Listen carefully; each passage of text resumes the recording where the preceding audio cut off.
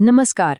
चलिए आज हम बात करते हैं भारत के उन वीर सपूतों की जिनकी हिम्मत और बहादुरी ने इतिहास का रुख ही बदल दिया। ये सिर्फ कहानियां नहीं हैं, बल्कि ये मिसालें हैं उस असाधारण साहस और जज्बे की जो हमारे नायकों की पहचान है। तो सबसे पहले एक सवाल, शौर्य यानी वैलर आखिर है क्या? क्या इसका मतलब सिर्फ जंग जीतना है या फिर ये उससे कहीं ज्यादा गहरा, कहीं ज्यादा बड़ा है? आइए इन कहानियों के जरिए इस सवाल का जवाब ढूंढते हैं। और जब हम शौर्य की बात करते हैं तो सबसे ऊपर नाम आता है परमवीर चक्र का। ये सिर्फ एक मेडल नहीं है, ये उस हिम्मत और बलिदान का सम्मान है जो कई बार हमारी कल्पना से भी परे होता है। आज हम जिन हीरोज की बात करने वाले हैं उनमें से कई इसी सम्मान से सम्मानित हैं। तो चलिए सबसे पहले चलते हैं उन लड़ाइयों की तरफ जहां सैनिकों की संख्या कम थी पर हौसला इतना बुलंद था कि उसने नामुमकिन को मुमकिन कर दिखाया। जरा इन आंकड़ों को देखिए। साल था 1962, जगह रेजांगला।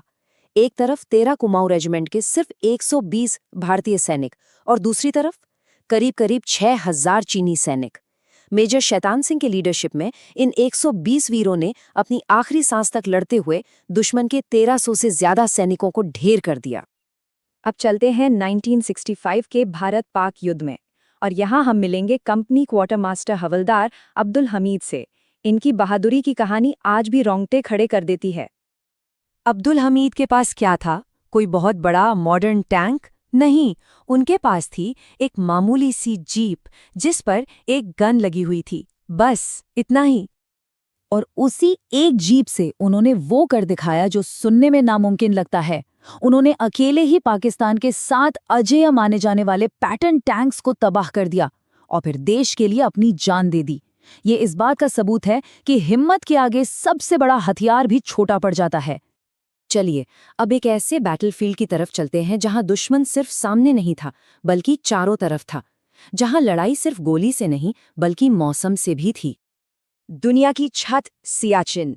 जरा सोचिए, टेम्परेचर -50 डिग्री सेल्सियस, 21,000 फीट से ज्यादा की ऊंचाई, जहां हवा इतनी कम कि सांस लेना भी एक जंग है। इन्हीं हालात में एक मिशन को अंजाम दिया गया। एक बेहद जरूरी चोटी कायद पोस्ट पर पाकिस्तानी सेना का कब्जा था। इसे वापस जीतना नेक्स्ट टू इम्पॉसिबल माना जा रहा था, पर नायब सूबेदार बाना सिंह और उनकी टीम ने जो किया वो कमाल था। उन्होंने रात के अंधेरे में 1500 फीट ऊंची बर्फ की सीधी दीवार पर चढ़ाई की और दुश्मन को हैरान करते हुए पोस्ट पर कब्जा कर लिया। और उनके इसी बेमिसाल जज्बे को सलाम करने के लिए आज उस पोस्ट को कायद पोस्ट नहीं बल्कि बाना टॉप के नाम से जाना जाता है। ये नाम आज भी उस जीत की गवाही देता है। अब आते हैं कारगिल पर। 1999 का वो युद्ध जिसकी कहानियां आज भी हमारे दिलों में ताज़ा हैं।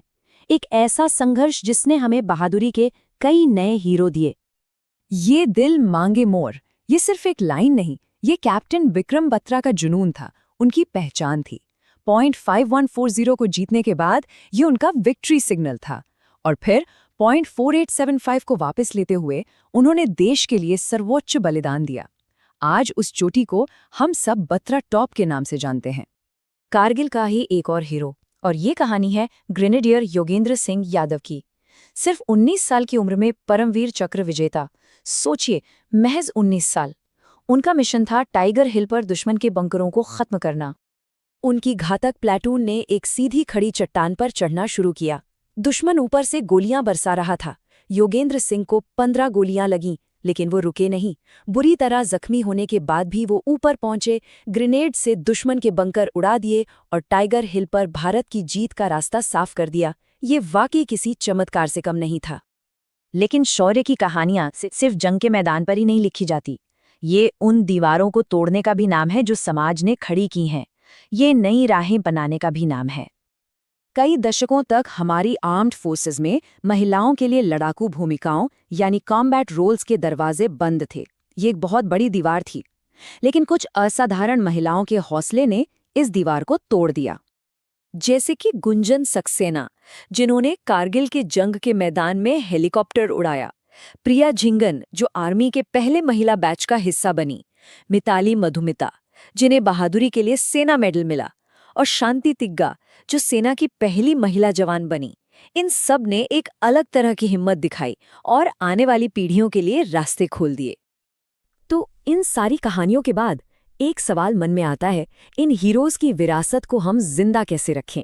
क्या सिर्फ उनकी कहानियों को याद कर लेना काफी है, या फिर हम उनके साहस, उनकी निस्वार्थ सेवा और उनके बलिदान से प्रेरणा लेकर अपने जीवन में कुछ बेहतर कर सकते हैं?